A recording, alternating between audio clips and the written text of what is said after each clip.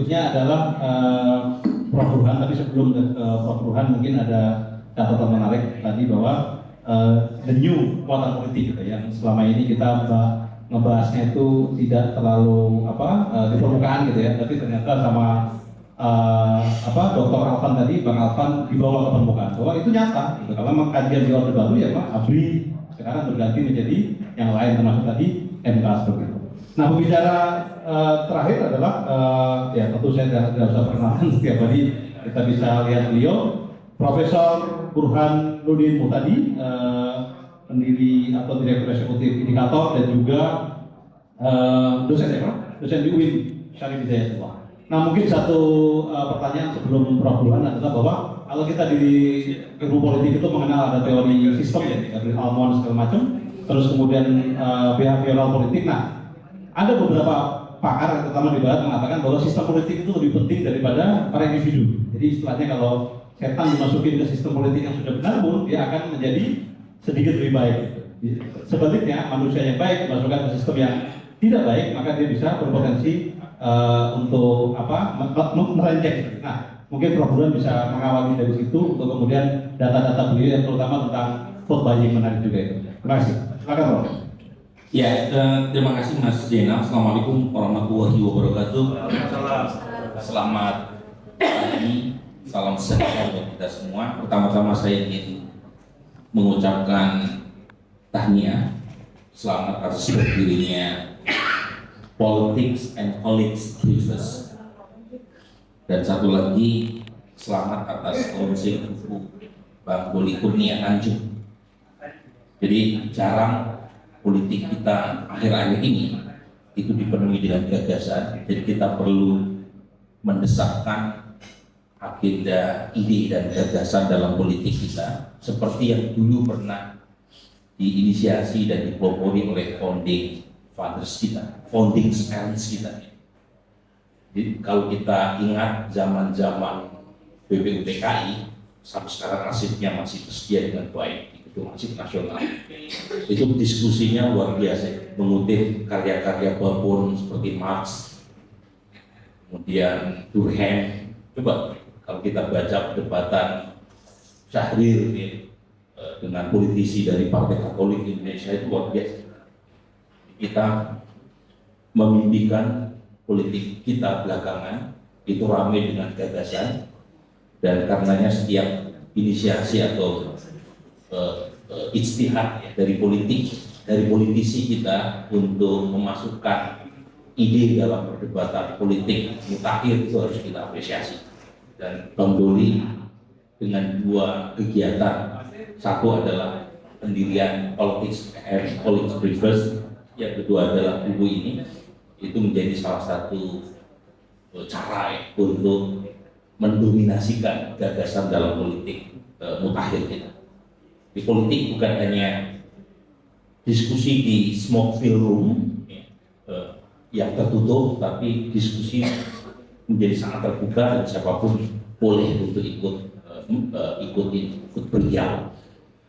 Nah, tadi Bung Zainal menyebut soal sistem versus agensi, itu dua perdebatan yang selalu mewarnai ilmu sosial kita. Apakah sistem atau institusi itu punya dampak lebih kuat ketimbang inovasi individu atau agensi, ataukah sebaliknya?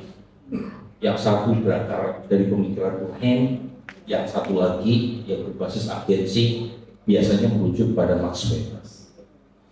Nah, dari mana kita menyimpulkan mana yang lebih kuat? Nah, saya sendiri sejauh ini itu masih lebih percaya sistem yang lebih menentukan ketimbang agensi. Meskipun prakteknya seringkali tidak bisa sehitam putih itu. Jadi faktor agensi juga punya kontribusi, tetapi umumnya kalau kita membaca pendekatan institusionalis, itu faktor sistem yang lebih menentukan hasil akhir atau outcome dari sebuah kebijakan. Nah, saya ingin menunjukkan itu dari tiga. Ini topiknya kan soal urgensi perbaikan sistem politik. Nah, kebetulan sebelum ulang tahun Golkar, Pak Prabowo menyampaikan tentang statement pemilihan kepala daerah hendaknya dibawa ke DPRD karena lebih murah. Sebelum ke situ, setelah dia terpilih sebagai presiden, tetapi belum dilantik secara resmi, di sebuah acara Mandiri Investment Forum, itu beliau mengatakan demokrasi Indonesia is costly, messy, and tiring. Nah, saya kebetulan mengisi acara itu, Mandiri Investment Forum, dan ada di ruang itu. Saat itu Pak Prabowo menyebut demokrasi Indonesia sebagai mahal. Messi itu bukan lawannya Ronaldo ya, tapi berantakan. Dan satu lagi adalah melelahkan. Itu belum jelas apa sih yang dia maksud sebagai tiring, costly, and messy. Tapi di acara Golkar diperjelas. Paling tidak kita tahu, oh ini gagasan Pak Prabowo supaya tidak messy, costly, dan tidak tiring, itu pakai model pemilihan kepala daerah via DPRD. Lepas kita pro atau kontra ya, tetapi itulah gagasan Pak Prabowo yang kita bisa kuliti karena kita masih punya waktu sampai beberapa tahun ke depan. Dan yang kedua, kita bisa flashback ke belakang karena ini bukan gagasan baru Pak Prabowo. Kalau kita ingat 2014, setelah KMP mendominasi parlemen tetapi presidennya terpilih Jokowi, KMP di bawah Pak Prabowo waktu itu menggulirkan undang-undang yang menghapus pemilihan kepala daerah secara langsung. Meskipun kemudian Pak SBY, outgoing presiden saat itu, kemudian mengeluarkan perpu untuk membatalkan putusan DPR yang dikuasai oleh koalisi Pak Prabowo. Jadi ini sama sekali bukan hal yang baru. Tetapi coba kita runut ke belakang.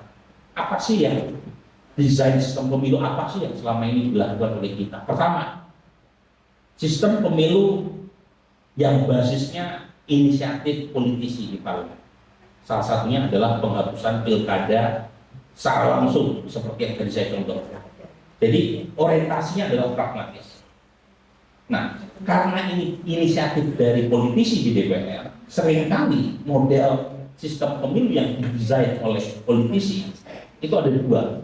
Satu, kalau politisinya relatif tidak tahu insentif atau disinsentif sistem pemilu apa yang mereka keluarkan, itu mudah sekali buat elemen seperti Bung Alvan atau NGO atau akademisi untuk melakukan semacam inisiasi agensi.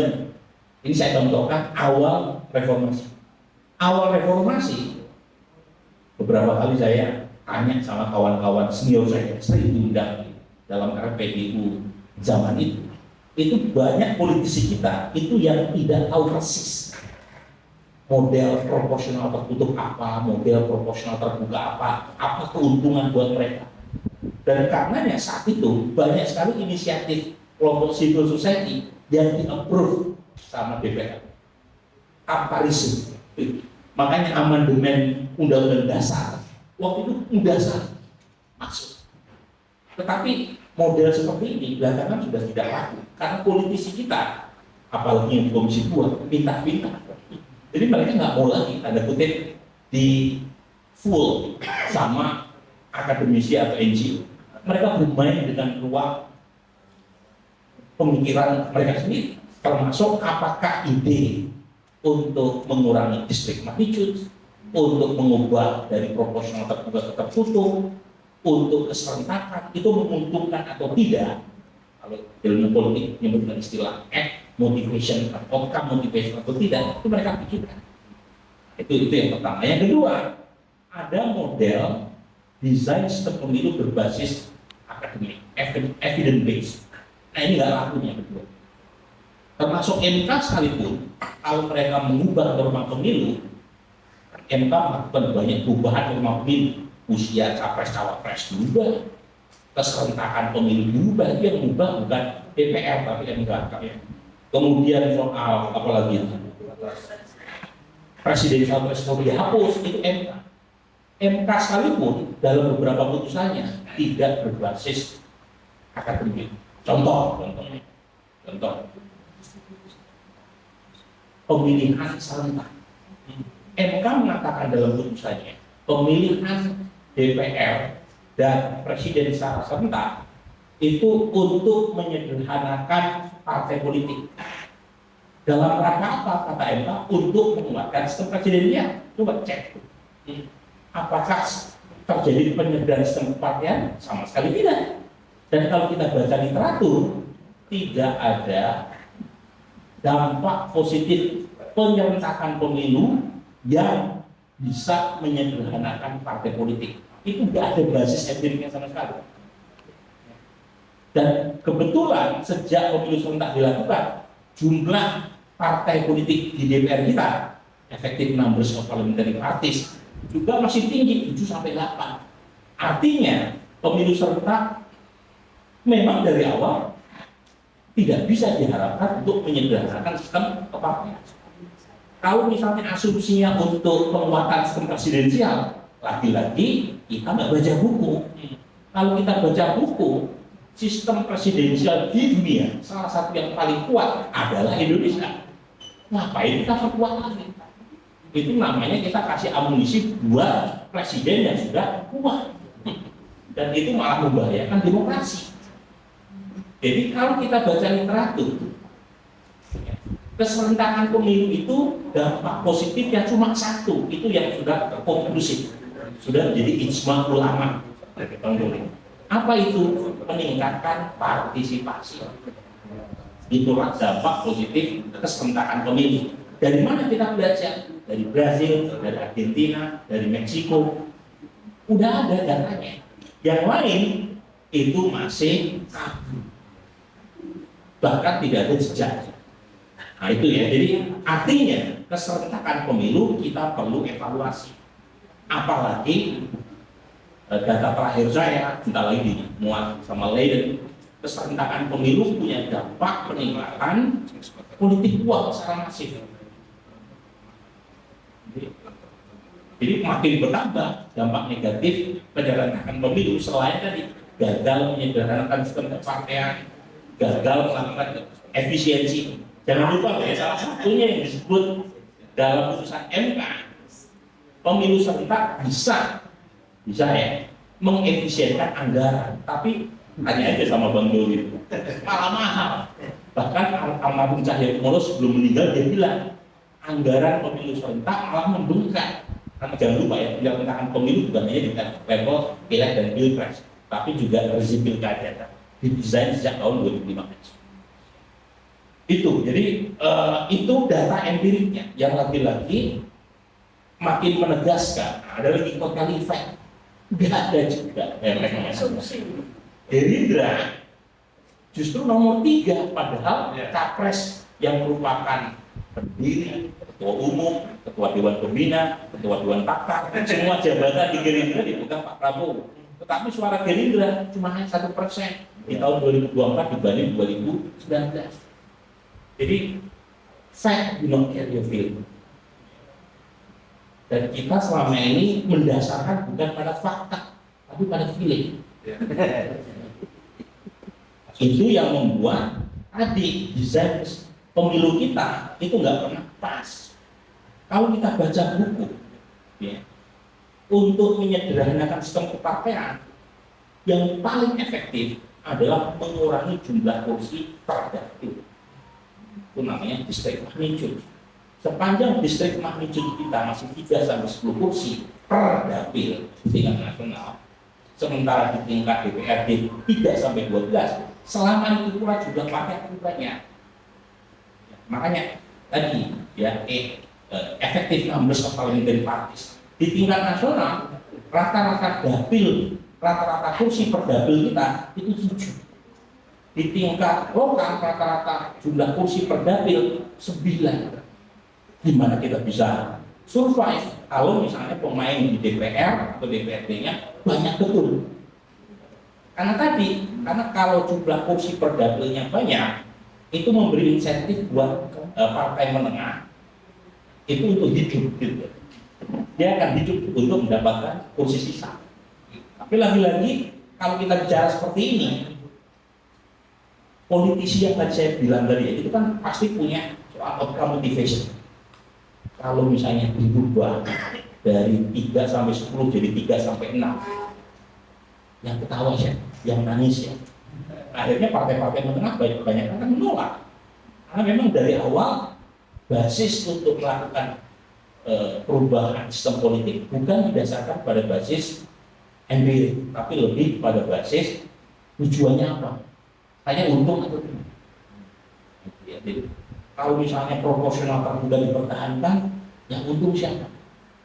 Yang rugi siapa? Jadi dilihat dari situ. Itu yang membuat kita nggak pernah tuntas seperti yang tadi Mbak Wiwi sampaikan. Itu soal soal perubahan sistem politik yang mendasar, yang komprehensif, itu memang sulit karena kita bekerja dalam constraint. Karena tiap-tiap fraksi di DPR kan punya interest, dan itu suatu hal wajar. Sekarang tinggal kita diskusikan mana yang paling minimalis mudorotnya. Aku darurat, ada 2 darurat, mana yang daruratnya paling sedikit yang bisa kita petik. Nah itu kira-kira ya. Jadi kalau ditanya mengapa kita perlu melakukan, jelas kok. Biar kita punya waktu diskusi lebih panjang, kita bisa lihat mana saja yang mau kita lihat. Tadi saya sudah bicara soal keserentakan pemilu. Mana lagi yang mungkin Bang Doni, waktu ketua balik ya Bang Eko, kemarin saya diundang bicara tentang RUU statistik. Oke, sekarang kita masuk selain yang tadi keserentakan. Pilkada, apakah langsung ataukah lewat DPR? Oke. Pertama, kalau kita mengacu pada Undang-Undang Dasar 45, itu tidak ada penegasan apakah pemilihan kepala daerah harus dilakukan secara langsung atau tidak. Yang disebut adalah pemilu secara demokratis. Artinya, mau lewat langsung ataukah lewat DPRD, itu sama-sama demokratis. Itu asumsi awal, sama-sama konstitusional. Itu dulu ya. Jadi, kalau mau dirubah ke DPRD, itu juga sama-sama konstitusional. Tapi pertanyaannya, kita pakai sistem presidensial. Jadi untuk mengubah sistem pemilu itu harus satu paket, tidak boleh satu persatu. Dalam sistem presidensial, pemilihan presiden dan eksekutif sampai di tingkat daerah, itu yang memilih adalah rakyat. Kenapa demikian? Karena kalau dipilih melalui DPRD, kepala daerah tadi bertanggung jawab kepada DPR dan dia bisa di-impeach. Ini sesuatu yang tidak dimiliki dalam sistem di sistem presidensial. Kepala daerah dan presiden itu fix, dia nggak boleh di-impeach kecuali melakukan kesalahan serius. Ya, datanya seperti itu. Jadi kalau misalnya dirubah ke sistem kalau pemilihan lewat DPRD, maka kepala daerah harus bertanggung jawab kepada DPR. Jadi sistem parlementer secara empirik itu kurang stabil. Makanya di beberapa sistem parlementer seperti Inggris sekalipun, kepala daerahnya di beberapa kota itu dipilih secara langsung. London itu Bang Doni, itu pemilihan wali kotanya langsung Sadiq Khan, Birmingham, mana lagi itu. Jadi banyak sekali kota-kota di London yang dipilih secara langsung. Makanya wali kota muslim banyak yang menang. Amerika langsung semua kan? Amerika sistem presidensial. Jadi Amerika bahkan jaksa dan polisi dipilih secara langsung. Jadi ini lagi-lagi kalau kita mengacu pada data empirik. Nah, kalau misalnya ada yang bertanya, sistem presidensial bisa apa istilahnya? Kan selama ini selalu muncul ya, sistem presidensial dipadukan dengan partai yang banyak akan menimbulkan kegaduhan, betul kan? Sekarang coba kita cek di Indonesia ini ada nggak kegaduhan, terutama sejak pilpres secara langsung dilakukan tahun 2004. Itulah sistem presidensial murni. Karena waktu Pak Abdurrahman Wahid maupun Ibu Mega itu pemilihannya lewat MPR, belum secara langsung. Studi Marcus Misner, Coalition President, diterbitkan sama Cornell, itu membandingkan sistem presidensial Indonesia dengan banyak negara, dan yang dibandingkan sejak 2004 pertama kali SBY terpilih, itu umumnya dari berbagai macam variabel dan indikator, sistem presidensial kita paling stabil, tidak ada upaya kudeta, macam-macam, sangat kuat jadi indikator. Jadi dan kalau di Asia rujukan sistem presidensial apa yang ukuran stabilitas dan pertumbuhan ekonominya bisa kita jadikan rujukan, dua negara, satu Taiwan, dua Korea Selatan. Itu dua-duanya pakai sistem presidensial, dan kalau misalnya rujukan stabilitasnya adalah pertumbuhan ekonomi, dua-duanya the rising star, Korea Selatan dan Taiwan. Jadi kalau ada yang mengatakan sistem presidensial secara empirik itu tidak menimbulkan pertumbuhan ekonomi yang baik, langsung runtuh argumen dengan menunjukkan dua kasus tadi. Tapi Pak, di sana kan presidennya bisa di-impeach. Memang bukan hanya si yang terakhir ini, sebelumnya pun sudah ada.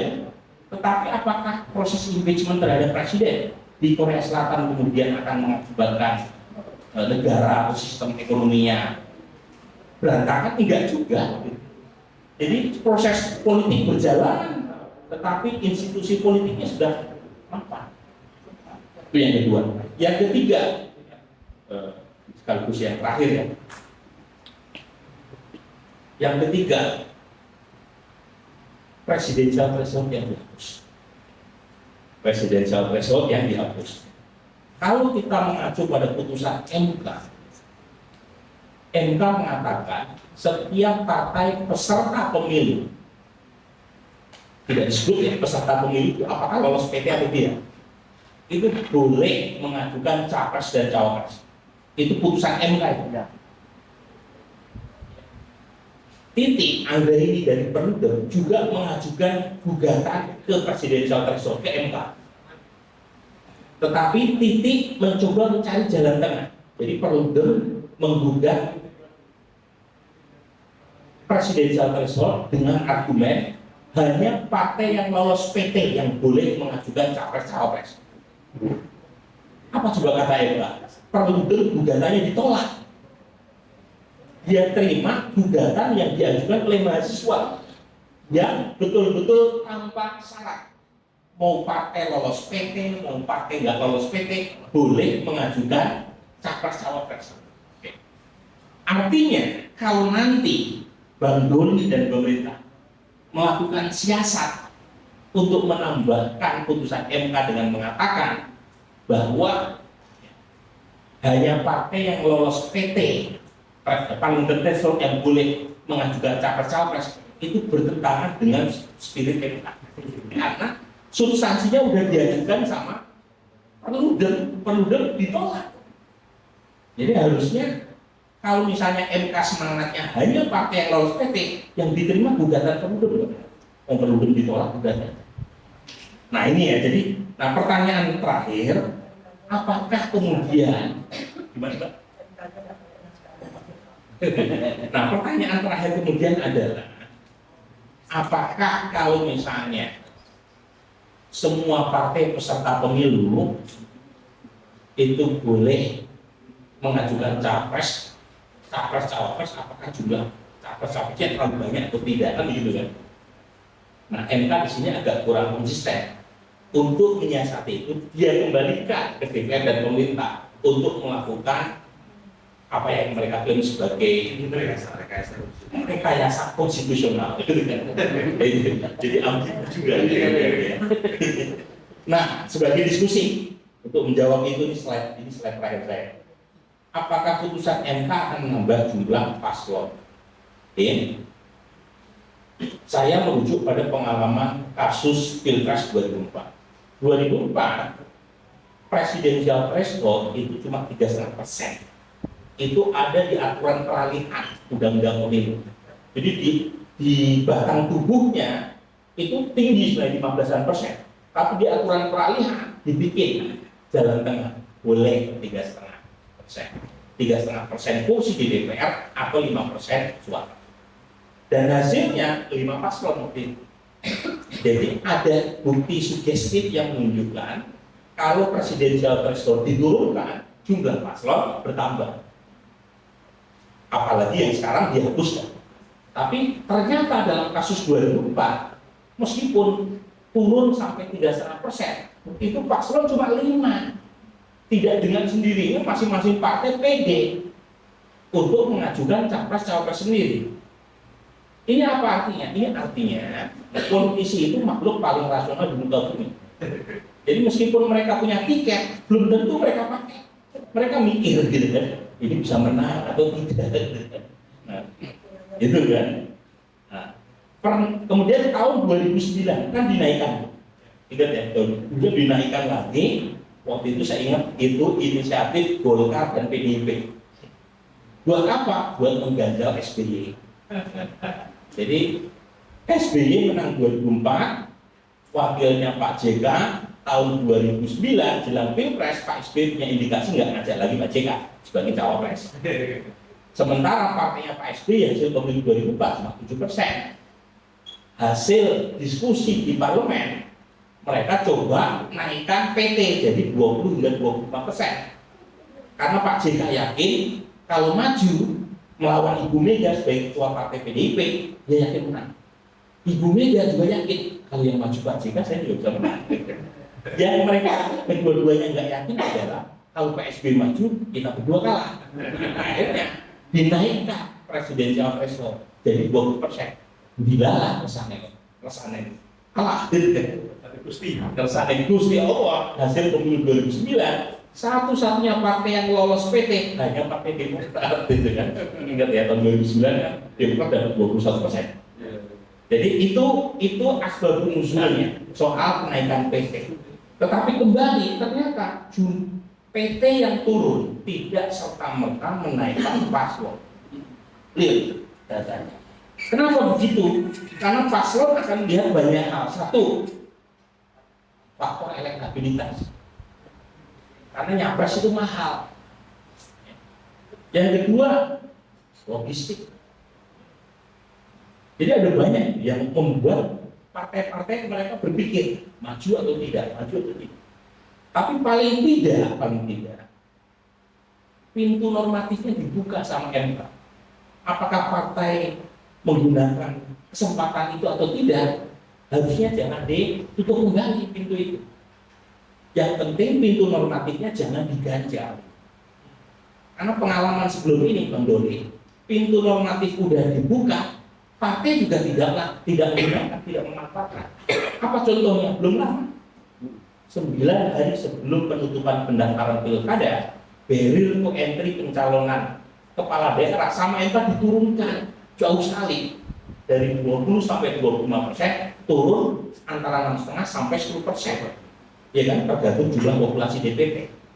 Tetapi kalau kita baca datanya, saya sudah tulis di SEAS, peserta pemilu kada kemarin rata-ratanya turun, padahal pintu normatif sudah dibuka sama MK.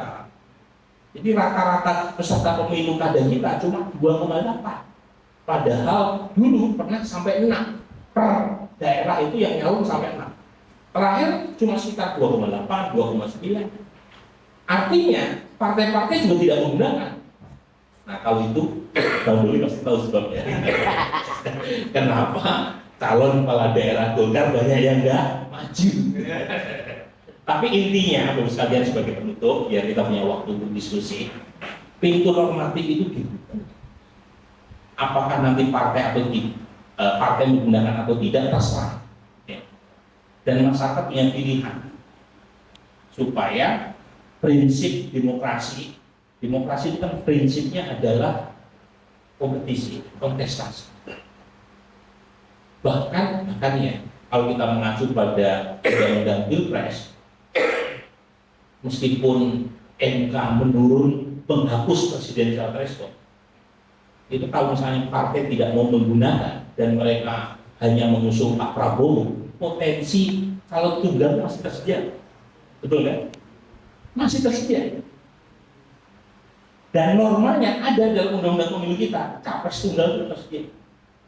Makanya saya mengusulkan untuk revisi undang-undang pemilu, karena kita belajar dari pengalaman pilkada kemarin, sebaiknya supaya asas demokrasi sebagai kompetisi itu terjaga, itu ada batas koalisi. Jadi batas maksimum koalisi, supaya tidak terjadi kartel. Jadi kita tinggal diskusikan apakah batas maksimum partai untuk mengusung capres maksimum 50% misalnya, maksimum 40% misalnya.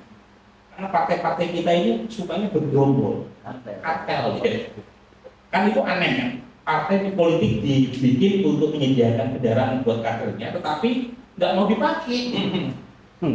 Terus lantas buat apa bikin partai politik, buat apa buat kaderisasi? Nah, untuk menjaga itu bikin batas atas, sehingga jumlah peserta pemilu itu lebih dari 1. Kemarin ada 37. Ini kan aneh ya. Untuk kepentingan mereka sendiri dan sekaligus untuk kepentingan kita bersama, ada proses perbaikan sistem politik kita secara mendasar dengan menempatkan prinsip kompetisi dan kontestasi sebagai asas penting dalam setiap perbaikan normatif. Terima kasih. Assalamualaikum warahmatullahi wabarakatuh. Waalaikumsalam warahmatullahi wabarakatuh.